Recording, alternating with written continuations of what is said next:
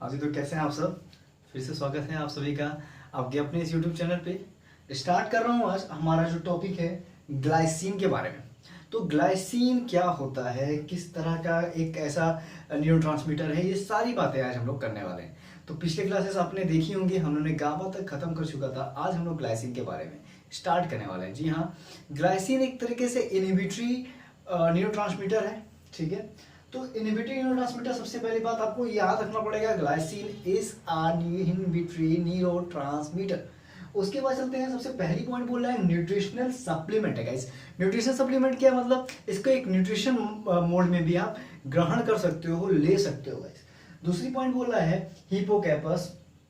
Hippocampus जानते हो, brain का एक रीजन होता है, उसमें ये सबसे ज्यादा पाया जाता है। ब्रेन का जो मैं सबसे एचएपी पार्ट पढ़ाया था बहुत ही अच्छे तरीके से, तो उसमें आपने हिपोकैम्पस का नाम सुना ही होगा, और वहां पे सबसे ज्यादा जो पाया जाता है वो है ग्लाइसिन। जी हाँ, एक हमारे स्पाइनल कॉर्ड में भी पाया जाता है सॉरी, ब्रेन स्टेम में भी पाया जाता है, और हमारे आंखों के रेटिना में भी ये ग्लाइसिन पाया जाता है। तो मैं रेटिना लिख दे रहा हूँ, ठीक है। इसको एक तरीके से और नाम से जाना जाता है इनहिबिटरी क्लोरीन चैनल प्रोटीन। इस नाम का मतलब ये नहीं है कि ये क्लोरीन चैनल की को बंद करेगा, ये नाम रखा गया है इनहिबिटरी क्लोरीन चैनल प्रोटीन। अच्छा, एक बात और है कि ये बिल्डिंग ब्लॉक एक तरीके से रॉ मटेरियल है प्रोटीन के सिंथेसिस में, ठीक है। मेंबर ऑफ निकोटिनोइड रिसेप्टर, ये एक मेंबर होता है, निकोटिनोइड रिसेप्टर का मेंबर होता है, सदस्य होता है, ठीक है। इसकी फैमिली समझ लो। एंड इसके अगर स्ट्रक्चर की बात करो तो मैंने एक नई हेडिंग बना के नहीं बताई, because this not so important. So मैंने एक ही पॉइंट में बता दिया है कि पेंटामेरिक है, 3 अल्फा सब यूनिट होती है और 2 बीटा सब यूनिट होती है, ओके। सोर्स की बात करो तो सबसे पहले ग्लाइसिन कहाँ से मिला था, आपको पता है ग्लाइसिन इज एमिनो एसिड। और सोर्सेस की बात करो तो जेलेटिन या सिल्क फॉर्बिलिन से मिला था, फैब्रिलोलिन से मिला था, ठीक है। आगे बढ़ते हैं, मोड्स ऑफ एक्शन की बात कर ले तो मोड्स ऑफ एक्शन देखिए, एनएमडीए रिसेप्टर आप इससे परिचित हो गए, मैंने पिछली क्लास में एनएमडीए रिसेप्टर के बारे में बात की थी। जी हाँ, तो एनएमडीए में एक स्टाइकिन इनसेंसिटिव ग्लाइसिन बाइंडिंग साइट होती है जी।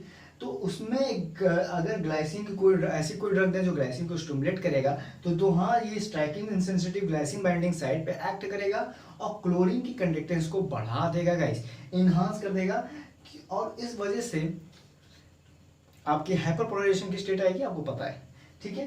तो आगे बढ़ते हैं, अब इसके हम लोग बात करने वाले हैं फार्माकोकाइनेटिक्स पैरामीटर्स की।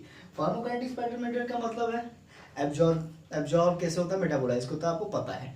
एब्जॉर्ब का मतलब है स्मॉल इंटेस्टाइन से, मेटाबोलाइज है लीवर से गाइस।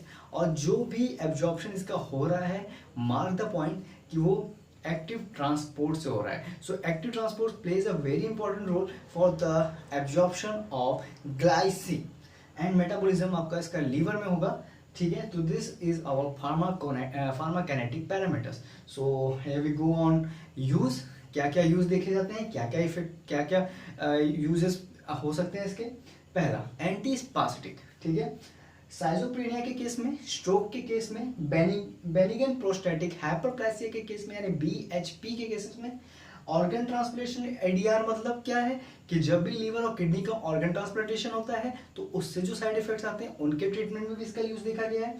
वुंड हीलिंग में, चोट लगने पे जो हीलिंग होती है स्किन पे, तो उसमें भी इसका यूज देखा गया है। और लेग के अल्सर्स में भी इसका यूज आप देखोगे। अदर यूज देखा जाए, ये तो देखिए हम थेरेपेटिकली यूज की बात कर लिए गाइस। अब हम लोग बात करने वाले हैं अदर यूज की, क्या क्या अदर यूज हो सकते हैं। जी हाँ, पहला लेके आया हूँ स्वीटनर, इमोलिएंट, इमल्सिफाइंग एजेंट और सॉल्युबलाइजिंग एजेंट। तो so this is our glycine, है ना। बहुत ही सिंपल सा टॉपिक, और मैंने सारा लिख दिया। देखो, ये आपकी स्पीड बढ़ाएगा, मैं फिर से बोल रहा हूँ, this makes you speed of your study high and high, okay. So because इससे क्या होगा ना, मैं अब बार बार ऐसे लिखते लिखते आपको समझाऊंगा, तो ये आपकी टाइम को खपत करेगा, खाएगा।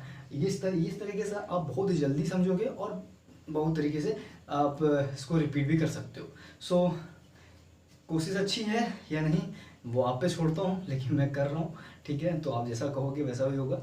सो मिलते हैं आपसे एक नए न्यूरोट्रांसमीटर के साथ फट से, और अभी के लिए इतना ही।